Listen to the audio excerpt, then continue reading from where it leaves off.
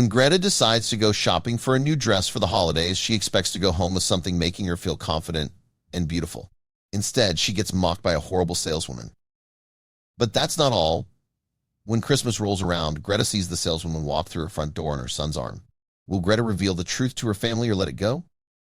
It's funny how life brings surprises wrapped in the strangest packages. This past Christmas, I learned that the best gift isn't always what you expect. It started with a simple trip to the mall, looking for a dress to wear for our holiday dinner, which I was hosting this year. Christmas has always been special in our family, and now that I'm in my 50s, I just wanted to look my best. I thought it would be an ordinary day. But from the moment I walked into that shop, things took a turn I'd never seen coming. There was a young woman at the store, Claire, whose job was to help customers, though I'd soon learn her talent for mockery was sharper than her fashion sense. "Ma'am," she said, leaning against the wall in the dressing room. "I know my way around a dress.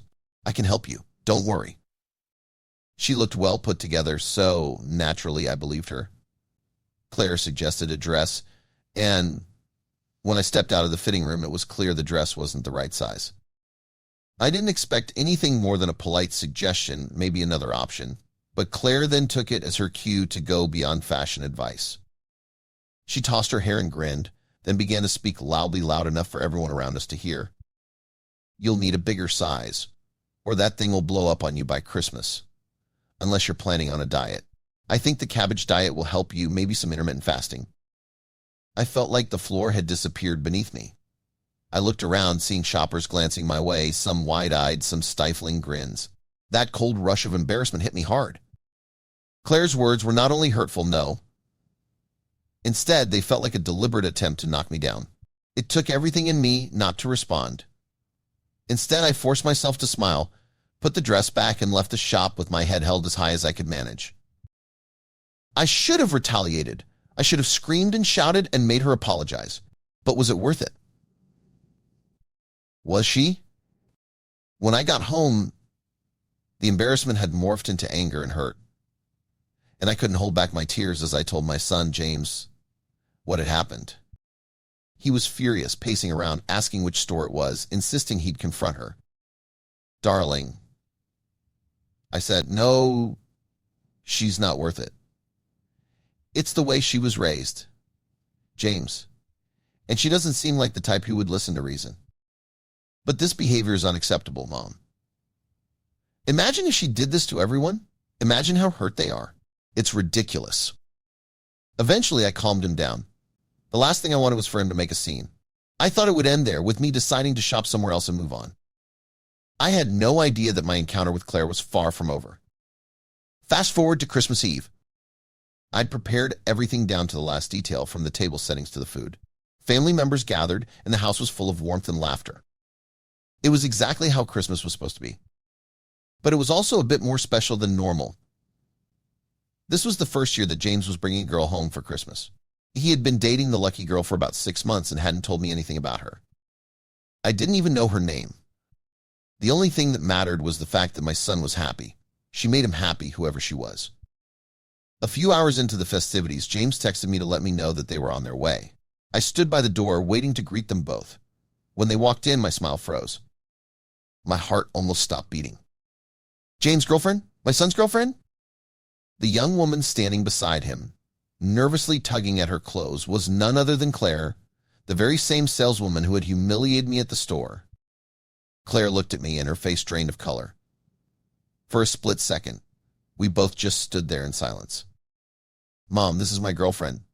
"This is Claire." "Claire, me, Mom," James exclaimed excitedly. Claire managed a tense smile, but her eyes darted around, probably looking for the nearest exit. Just as she started to stammer a greeting, I placed a hand on her shoulder. I wanted to smack her, but I was the gracious hostess after all.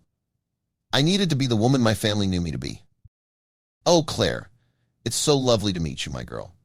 "Finally," I said, giving her no choice but to come inside. "Please, come in, make yourself comfortable. It's Christmas Eve, after all." We gathered at the table, and as we began dinner, I could feel the tension radiating from Claire. The girl avoided my gaze, probably praying that I wouldn't mention our little encounter at the store. Meanwhile, James chattered away, blissfully unaware of the silent drama unfolding. I watched Claire as she tried to keep up with the conversation, her forced laugh sounding odd among the festive cheer. She even made a few awkward attempts at jokes, some even veering into the territory of rude, and my mother-in-law's uncomfortable chuckles only added to the tension. My son, bless his soul, would occasionally squeeze Claire's hand. It was a simple act of reassurance that seemed to help calm her down. But as dinner went on and plates were being emptied, I saw her mask slipping. Claire was no longer the confident, sharp-tongued saleswoman from the mall. Instead, she looked vulnerable, almost desperate. Finally, dessert was served. My famous chocolate cake, trifle, and brandy pudding were all laid onto the table. The laughter had settled, and everyone was in a content holiday haze, just waiting for the sweet treats to finish off everyone's appetites. I decided that this was the perfect moment to unwrap a little truth gift of my own. I turned to her, my voice soft but firm. I wasn't going to let her off the hook completely. "Claire, something's been on my mind ever since you walked through the door," I said. Her eyes widened, but I continued, reminding myself to keep my tone calm. I went shopping a few weeks ago for a dress to wear tonight. Funny enough, I met a saleswoman who gave me her honest opinion." "About what, Annie Greta?" my niece asked from across the table. "About my size," I said. "I was so mad when Mom told me this story. I mean, honestly, the nerve," James piped in. Claire's face turned crimson as she glanced down, unable to meet anyone's eyes. I continued, addressing the family, but I never broke my focus on her. She suggested that I'd be better off with a diet, that the dress I'd chosen would blow up on me at Christmas. I remember thinking it was one of the cruelest things someone had ever said to me. Little did I know I'd be meeting her soon again. "What?" James exclaimed, almost knocking his glass of wine over.